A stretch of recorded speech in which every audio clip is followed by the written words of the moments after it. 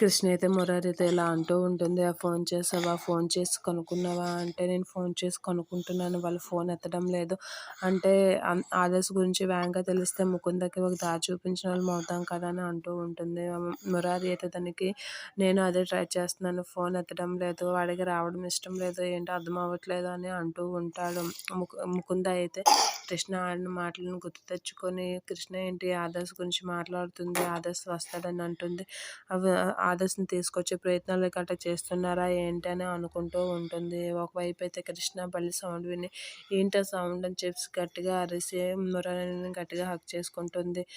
అది ఏం కాదు కృష్ణ, బల్లి అరుస్తుంది అంతే అని అంటే, అవునా బల్లి మనం మాట్లాడుకున్నప్పుడు బల్లి అరిస్తే మంచిదే. మనం ఆదర్శ్ గురించి మాట్లాడుకుంటున్నాం కదా, బల్లి అరవడం అంటే శుభసూచకమే కదా. అంటే ఇక నా ఆదర్శ్ ఇంటికి వచ్చే టైం దగ్గరికి వచ్చిందనమాట అని ముకుంద మురారితో కృష్ణ మురారితో అంటూ ఉంటుంది. అది మంచిదే, అది నిజంగా మంచిదే అని మురారి